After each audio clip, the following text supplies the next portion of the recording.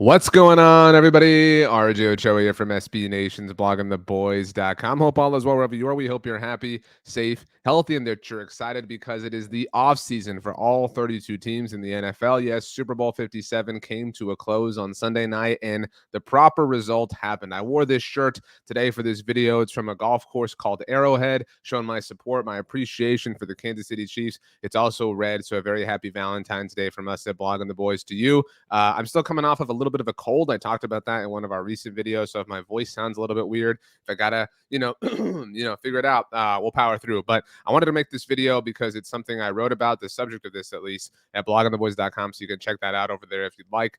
5 thoughts after the Super Bowl as they relate to the Dallas Cowboys. 5 Dallas Cowboys thoughts specifically, because obviously the season has been over for a little while for the Cowboys, and we've kind of come to terms with that. We've kind of made our peace with the way things ended, with the season ending against the 49ers, with how the offense wasn't good enough. Kellen Moore's been dismissed. Brian Schottenheimer is the new offensive coordinator in town. By the way, half of the coordinators in the NFC East will be new in 2023. Obviously, Brian Schottenheimer is the new offensive coordinator for the Cowboys. The Washington Commanders are currently looking for a new offensive coordinator, and I'm putting this video together, as I mentioned, on Tuesday, Valentine's Day, the day that it was announced that Shane Steichen, the Philadelphia Eagles offensive coordinator, is headed to become the new head coach of the Indianapolis Colts, and Philly's defensive coordinator Jonathan Gannon becoming the new head coach of the Arizona Cardinals. So Philly completely and totally replacing both of their coordinators, while Washington and Dallas both replacing their offensive coordinators this offseason. The New York Giants are the only team retaining both coordinators. So it'll be very interesting. This is going to be a very interesting division. And that's one of my thoughts. We'll get there in a little bit, but because the Super Bowl is over, it does kind of help to sort of set the counter at one, the classic kind of like Office episode, like Days Without an Incident, when they kind of erase and they put the day at one. This is kind of now day 2 of the offseason, even though we've been here for a little while as Dallas Cowboys fans. And so I wanted to kind of assess and think about. So the other day when I was walking my dog, I kind of thought about how I feel about the Cowboys, obviously, how the last 3 games that we've seen, the 2 conference championships and the Super Bowl, how those have kind of affected the way I view the Cowboys, because this is going to be a very important offseason. The Cowboys are going to have to figure out a lot of things in the coming months. So let's go ahead and start. Thought number 1, contrary to popular belief, the Dallas Cowboys are in a very good place. Now, I'm the first one to admit that I have been a little bit negative when it comes to the Cowboys in recent years. And I stand by everything I've said, but I do think that the Cowboys proved us wrong a lot. They proved me wrong a lot in 2022. Now, does this suggest, or is this meant to suggest, that the Cowboys should be totally and completely trusted? No, absolutely not. The Cowboys have flaws, just like every single team in the NFL. There are a lot of things that the Cowboys do that we wish they did differently. And more specifically, there are a lot of things the Cowboys don't do that we wish that they did, namely being aggressive when it comes to roster building, et cetera, et cetera. But the Cowboys are 24-10 in their last 2 seasons. They are a playoff team in each of those 2 seasons. They did technically improve from 2021 to 2022. Now, I'm not here to tell you let's hang a banner because the Cowboys won a wild card game in 2022, but that is incremental growth. Mike McCarthy has been the head coach of this team for 3 years. I think I think most of us were willing to give him a bit of a pass for 2020, obviously with Dak Prescott's injury and all the other circumstances surrounding that season. But in the 2 years that he has really had to work, Mike McCarthy has, for the most part, done some really impressive things. And so that does change the perception. That does change the expectation. Mike McCarthy is going to be tasked. He's going to be held responsible for being very, very, very good in 2023. It cannot be about falling short anymore, Mike McCarthy. You have to deliver. And that's one thing. But again, this team is very good. And I think sometimes we live in a place where it has to be somebody's fault. And there are faults, there are flaws, there are things and people and whatever's to blame, right? We can sit here and talk about how this or that wasn't good enough, but I do think that when we do that, we lose sight of the things that were good enough. Again, this team over their last 2 seasons is 24-10. They won a road playoff game against a very good defense, against the greatest quarterback of all time, granted not at the peak of his powers, certainly. And they did all of that in a season, 2022 specifically, where they had to play 5 games without their backup quarterback, where, they didn't get a lot of production from all of the wide receivers they banked on, where, they were expected by many people, myself included, to regress as far as takeaways and turnovers, and they found a way to survive and thrive. And I think that is worth a lot. And I think that we sit here and we say, well, this person sucks, this person's bad, this person's trash, that person's trash. Something has to be very good. All right. You can't tell me that any team is 24-10 and that everybody involved is trash. So, whoever you are, whatever you believe, you have to believe that something is driving the force here. Something is the driving force. It can't be that McCarthy sucks and Dak sucks and, the front office sucks and Zeke this and, whatever, Kellen this. It has to be something. I mean, their offense has been literally among the very best in the NFL for the last 2 years. That credit belongs somewhere. And so I'm not saying that we should sit here and feel great or that we should sit here and feel good, but I am going to sit here and say that we should feel better about this team than we have in seasons past. I don't know what to expect of the Cowboys. Obviously, the next few months are going to have a huge impact in how we view this team in 2023. But I do kind of trust them. I guess that's what I ultimately mean by this. I'm willing to trust the Cowboys. I've said it before in some of our videos and shows. I'm willing to give them the benefit of the doubt. I'm not willing to trust them completely. I'm certainly not willing to trust them blindly, but I am willing to give them some level of the benefit of the doubt. I think that they earned that. I think specifically the scouting department, the coaching staff, the players, they earned it. I would like to see their front office be more aggressive, obviously, in this coming offseason. And that kind of leads us to takeaway number two, thought number two. The Eagles, who did lose the Super Bowl, so they lost the Super Bowl is what I wrote here, but should still be considered a standard for Dallas to follow. Now, last week in the lead up to Super Bowl 57, I was asked to write something for SBNation.com. Because I'm a professional, I did this, but I did not enjoy it. It was titled something along the lines of how the Philadelphia Eagles won the offseason last year. Now, what I wrote in there was that Stephen Jones likes to say a lot that you can't win any games in the offseason. And I get what he's saying, right? Like, no matter what you do, you're not literally winning a game. But you know what you can do? You can win games in the offseason. Look at the Eagles, and they lost the Super Bowl, right? Let's have our fun and make our jokes and whatever. But they were very, very, very close to winning this game, right? The Eagles were so close. They were incredible. They were, for many stretches, the best team in the NFL. And that is a very frustrating thing for me and for all of us to admit. But they should be considered the standard. We should be thanking our lucky stars that the Philadelphia Eagles had this amazing season and that we don't have to deal with forever where they have a title as a result of it, right? We're now at a position where we're able to take the lesson away without having to pay the price, right? The price would have been Philly having a banner and a second Lombardi trophy. We don't have to deal in that reality. That reality doesn't exist, but we can take the lesson away. Look at the way Philadelphia handled all of their offseason.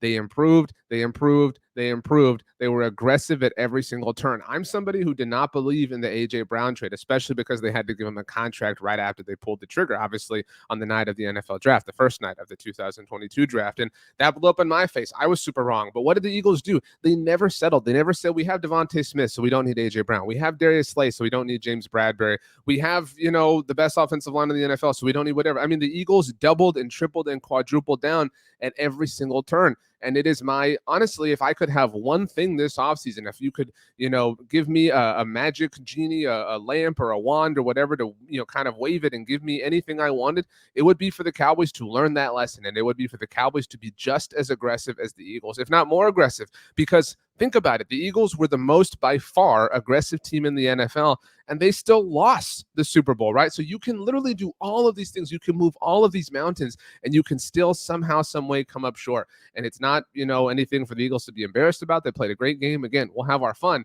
but they were a very deserving team. Had they won the Super Bowl, they would have been deserving winners. Thankfully, once again, they did not. But the Cowboys absolutely have to learn this lesson. Be aggressive. Be aggressive. That is takeaway number 2 for me.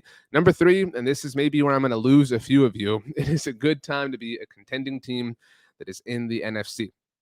I'm on Twitter and Instagram at RJ Ochoa. That's my dog. I'm on TikTok at rj.ochoa. You can send me an email, rj.ochoa@sbnation.com, or you can leave me a comment down below and let me know your thoughts on this next subject. I'm just going to kind of ask a rhetorical question and hope that the dog doesn't bark anymore. The Dallas Cowboys have the what best quarterback in the NFC? If we sat here and we ranked the quarterbacks in the NFC, where would Dak Prescott land? I'm fine putting Jalen Hurts number 1. You want to say he's the best quarterback in the NFC? I'm not going to sit here and argue that. All right, so Jalen Hurts is number 1. Who's number 2? I'm going to give you some time. I'm going to buy you some time while you sit there and watch however you're watching on your computer or tablet or screen or whatever, your phone, blah, blah, blah. who's the second best quarterback in the conference? I'm going to look over here at my helmets and I'm going to tell you the starting quarterbacks. So to be very clear and to be very fair, obviously things could change, free agency, trades, the draft, et cetera, et cetera. But starting quarterbacks in the NFL that are not the Philadelphia Eagles, obviously you've got Dak Prescott, you've got Daniel Jones, you've got Sam Howell, I guess, in Washington, Kirk Cousins, who I believe in, but a lot of people don't. Jared Goff, Aaron Rodgers, obviously that's a candidate to potentially be a different one. It would be Jordan Love if Aaron Rodgers is elsewhere. Justin Fields in Chicago, very exciting player, obviously. I think we all believe in his future collectively. The NFC South, I don't know what's going to happen in Tampa Bay. That's a huge question mark. In New Orleans, is it Derek Carr? I mean, again, don't know. In Carolina, probably a rookie. In Atlanta, is it Desmond Ridder? The NFC West, is it Brock Purdy? Is it Trey Lance? Is it Jimmy Garoppolo? Geno Smith is obviously, was a great, fun story, comeback player of the year, et cetera. Matthew Stafford in LA, Kyler Murray in Arizona with Jonathan Gannon. I mean, it is not. I know that there are people who feel passionately about Dak Prescott in a positive and negative sense. I'm somebody who believes in him. I've had those arguments. I've earned those stripes. And I'm not going to sit here and really kind of get into the minutia of Dak Prescott. But I don't know how you can deny or how you can say that it is laughable to suggest that he's the second best quarterback in the NFC. At worst, he's third, right? Like, even if you want to put Kirk ahead of him, if you want to say, well, Matthew Stafford's got a ring, whatever, blah, blah, blah. I mean, any of these silly things. But at the very least, at the worst, the Dallas Cowboys have the third best quarterback in the entire conference. And if we sat here and said who were the best teams in the conference, then all of a sudden the 49ers into the mix, right? Because their team is so good, all the talent all around the quarterback position. And that's why if they get that position right, they're going to be a huge threat in the whole group next year. But the Cowboys have one of the best quarterbacks in the conference. They are one of the best teams in the conference. They have, the fifth best odds, tied, they're not tied, but you could argue the fifth best, sixth best odds to win the Super Bowl next year. I mean, on paper, they look like a team that is going to be in the mix. And so it's a good time to be here. And I say this, about the NFC, but it's kind of true when it comes to the AFC. I talked about this on the latest episode of the NFC East mixtape that will drop on Wednesday here on our channel and on our podcast feed. It's kind of a top-heavy league. You've got San Francisco, Philadelphia, Dallas on the NFC side. And on the AFC side, you obviously have Kansas City. You've got Buffalo. You've got Cincinnati. And then who's next? Like, you're not really putting anybody on that tier, right? I know we're talking here about the Cowboys, but are you putting Baltimore on that tier right now, especially with the confusion around Lamar Jackson? The Chargers, maybe they can get there. The Jaguars, maybe they can get there. I think those three teams are kind of the top of the mountain of either side of the NFL. So my point is, it's a good time to be one of those three teams in the NFC specifically. So good for the Cowboys. They have, like I said, maybe the second best quarterback in the conference. At worst, the second best defensive player in the conference, obviously, in Micah Parsons. If you want to put Nick Bosa ahead of him, they have, the second best corner in the conference, maybe, in Trayvon Diggs. And if we sat here and did receivers, I mean, CeeDee Lamb, maybe not second, because all of a sudden you've got Justin Jefferson, AJ Brown's amazing, even Devontae Smith's amazing, Debo. I mean, it's not quite as high, but on paper, there's a lot to like and there's a lot to believe in. So number 4 for me, the days of the division being an afterthought are certainly over. Now, these are not all positive thoughts. I mean, they're just kind of thoughts I have after the Super Bowl. And, last week we had the NFL honors ceremony. We had the video, Dak Prescott winning Walter Payton NFL Man of the Year, DeMarcus Ware, Chuck Howley going into the Hall of Fame. Another thing that happened that night, New York Giants head coach Brian Daboll won Coach of the Year. Now, the Cowboys, to their credit, swept the Giants in 2022. They won one of those games with Cooper Rush under center, and they obviously won the other with Dak Prescott. But the reality is that for basically all of Dak Prescott's career, the Giants have been an afterthought and the Commanders have been an afterthought. Now, the Eagles have obviously been very competitive and obviously won the Super Bowl during Dak's second season. But for the most part, we've kind of been able to just sort of assume that at least 3 wins would come from the 4 games against New York and Washington. I don't think that's the case anymore. Now, obviously, Philadelphia is very good. It wouldn't be shocking to see Dallas split those games in 2023. Hopefully, we get a tried and true game between the Cowboys and Eagles where Dak Prescott and Jalen Hurts can both start.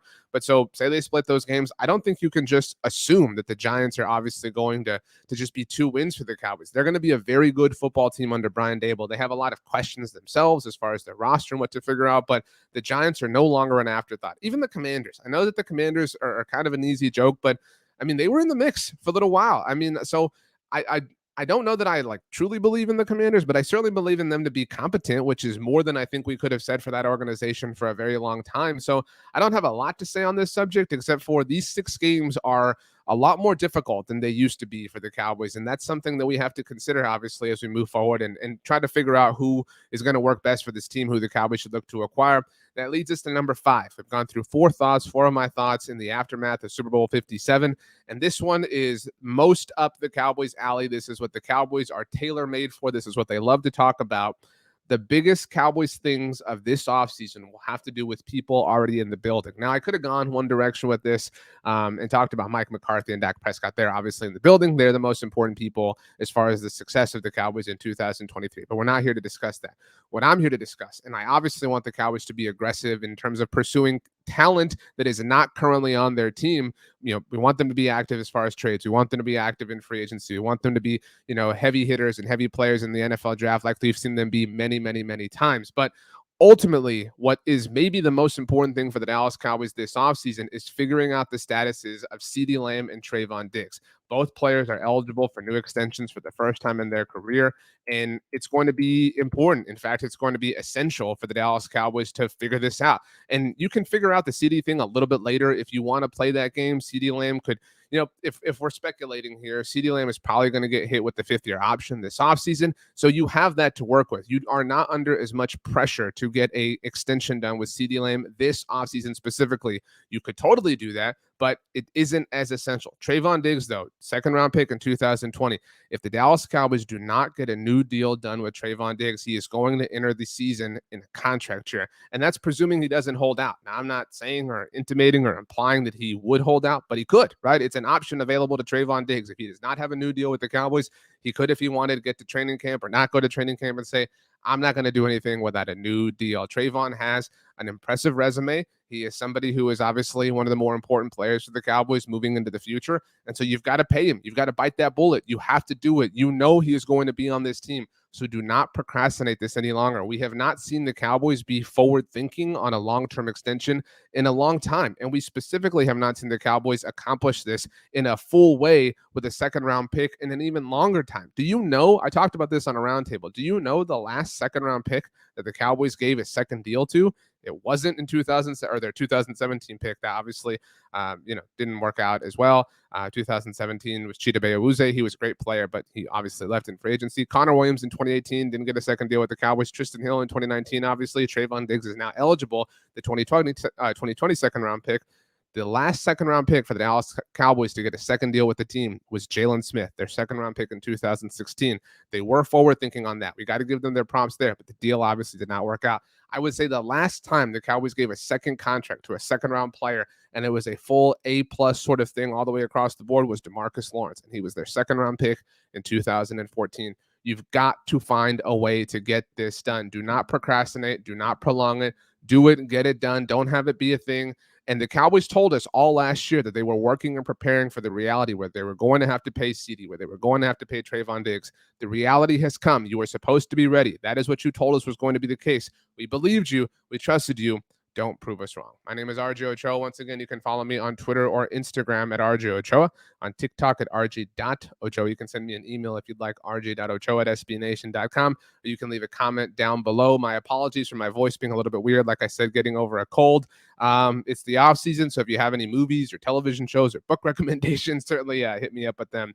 There's always something to kind of find and have some fun with. But other than that, we're not going anywhere. Make sure you subscribe here to the Blogging the Boys YouTube channel. We've got a lot of stuff coming up in the following weeks, including something to do with Madden. But thanks for hanging out, everybody. We'll see you next time.